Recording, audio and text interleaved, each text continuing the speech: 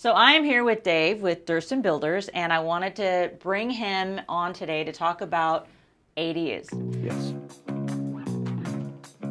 Because ADUs are such a hot topic right now in our industry.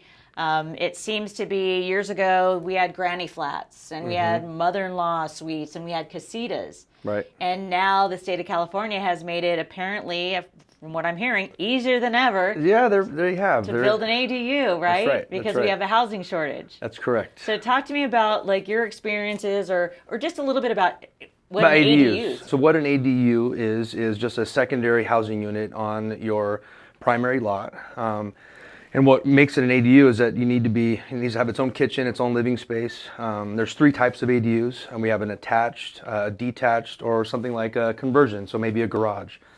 Is that a VADU? Is that what falls under? VADU? There's a JADU, a junior ADU, A junior, okay. and that would be inside the walls, confines of the home. And then we have some size limitations, restrictions, 850 square feet to 1,000 square feet here in Riverside County. Okay. The state of California has made it a lot easier for us over the last few years, for sure. I mean, we have a few laws that are in place that help facilitate the development of these ADUs. We're able to get a lot closer to the side setbacks.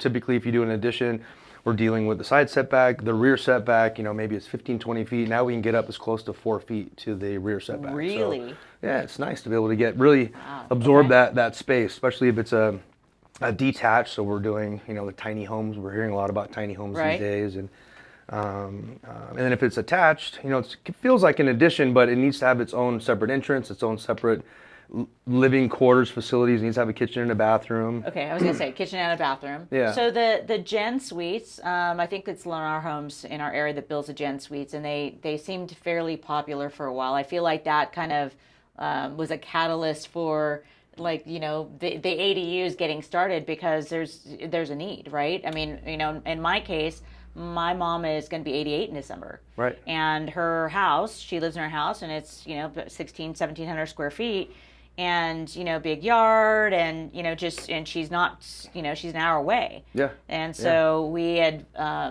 joked about converting our garage years ago. We actually looked into having an ADU built. Live in the garage. And that's what she said. She's like, well, you're not going to put me in your garage. Yeah. But the gentleman, the contractor that had come out at that time, pre-Dave, had come out at that time, quoted us like $100,000 to build a separate on the other side of the garage, like not attached to the garage, but he said because of where the lines were, right. a completely separate house. Yeah. And my mom only recently, in the last couple of weeks, she's saying, it may be that I come and live in your garage. Yeah. So, we would circle back to that conversation because, it's going to make our value of our property worth more. But with the new law, I think it's AB 130 that came out, literally you're going to be able to sell your separate ADU as a condo, which That's incredible. I was on at an appraiser panel about a week ago, and the appraisers have zero idea how they would value that. They're like, the utilities aren't separate. Yeah. How Right. how in the Right. world with everything connected are you going to sell something that's completely? It's going to be an interesting venture for sure. Yeah. We're just getting used to the fact that ADUs are somewhat easier, and we're starting to understand the restrictions, Right. and so we're finally have a pretty good understanding. Society has a good understanding on how that works. But yeah, that's going to be an interesting venture. That will we'll have be. to talk more about that when we circle around and see Yeah. what that looks like. Yeah, that's going to be interesting. So you've been doing like room additions. When you just do a regular room addition, it's not the equivalent of an ADU. Like I'm going to say, like, when you go to any county or city and you're pulling permits, are you what's the hardest to get? Like if you're talking about adding square footage, because people are, Yeah, I mean, if we're adding square footage to the home, there's a lot of variables. On the interior of the home, we want the home to flow with the addition as if it was never there. It was part of the main house, right? So those are some of the criteria we're dealing with, whereas when we're doing an ADU, it's really separate. I mean, there's a definitive line between the main housing structure and the auxiliary or the secondary unit. I mean, they're very, very much different. They have their own separate entrances, Sure. And then with all that too, and then with the extra, not the restrictions, but the ease of being able to get these permitted through the cities. We're not met with parking restrictions as much as if we were to add on 2,000 square feet to your home, and extra bedrooms. And we're wondering like, all right, well, do we have the extra parking to facilitate? And Sure. we're here in Riverside County. That's really not a concern with new laws. So from what I'm reading, the HOAs can't even have restrictions for the ADUs. Like basically, the HOAs that are governing your neighborhood, apparently they can't say no. I mean, if you're pulling permits, Yeah. you're doing everything like you're supposed to be doing.